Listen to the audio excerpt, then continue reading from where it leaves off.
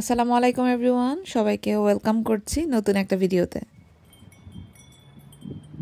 আমরা একটু পরেই বাইরে যাব, সেটার প্রিপারেশন চলছে। আজকে 4th অফ জুলাই, আমেরিকার ইন্ডিপেন্ডেন্স ডে। আমার বাচ্চারা রেডি হওয়ার কোনো নাম নেই, তো এই যে ওদের কাপড় চোপড় বের করলাম। এবার ওদেরকে রেডি করিয়ে আমিও রেডি হয়ে যাব। আমাদের এখানে অনেক বেশি গরম পড়েছে, তো পাতলা কটনের মধ্যে জামা কাপড় পরেছি। বাট আজকে আমরা যেখানে যাচ্ছি ফায়ারওয়ার্কস দেখার জন্য, সেই পার্কটাতে বাতাস এবং ঠান্ডা থাকে, সো জ্যাকেট সাথে করে নিয়ে নিয়েছি। গাড়িতে ওঠার সাথে সাথে কথা ছিল ছোটটা ঘুমাবে, বাট ঘুমিয়ে গিয়েছে আমার বড়টা। আমেরিকাতে 4th অফ জুলাইতে অনেক বেশি ভিড় থাকে, যেখানে ফায়ারওয়ার্কস হয় সব সময়ের জন্যই। তো মানুষজন দেখা যায় যে গাড়ি পার্ক করে অনেক দূর হেঁটে তারপরে যায়, কারণ ফেরার সময় এই গাড়ি স্টাক হয়ে থাকে। এত এত লম্বা লাইন, কি বলবো। দেখতেই পাচ্ছেন আমরা চলে এসেছি অলমোস্ট। এটা ছিল গুগলের হেডকোয়ার্টার।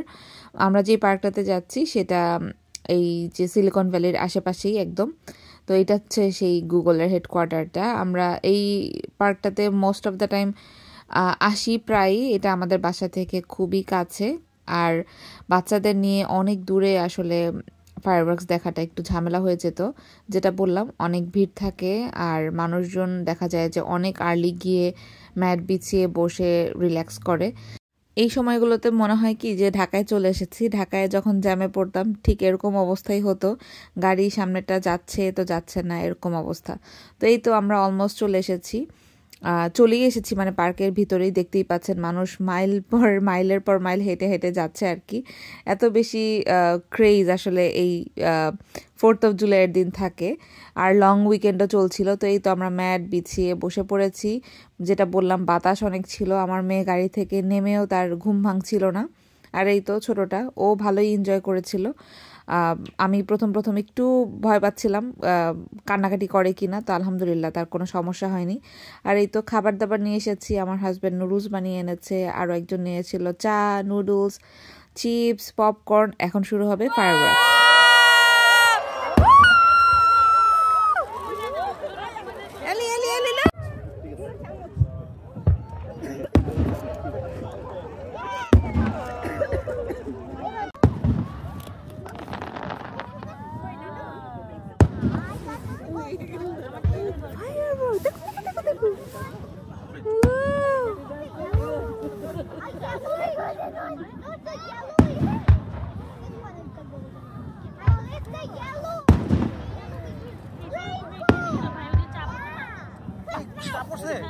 টানা 15 মিনিট ধরে চলে এই ফায়ারওয়ার্কস। অনেক বেশি এনজয় করে বাচ্চা থেকে বুড়ো সবাই মিলে। এই জন্যই এত কষ্ট করে সবাই এসে খোলা মাঠের মধ্যে এনজয় করতে আসে। আর আমরা তো পুরোটা সময় আসলে রেকর্ড করিনি, আমি অল্প সময় করেছি বাচ্চাদের মেমোরি রাখার জন্য। বাট পুরোটা সময় মানে 15 মিনিট টানা এরকম চলেছে।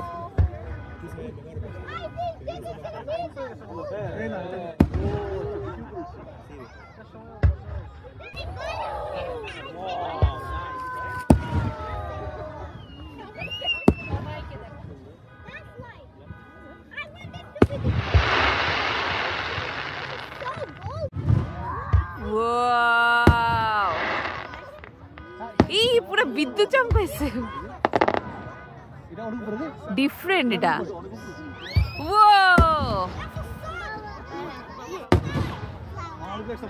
হ্যাঁ পিয়ালি।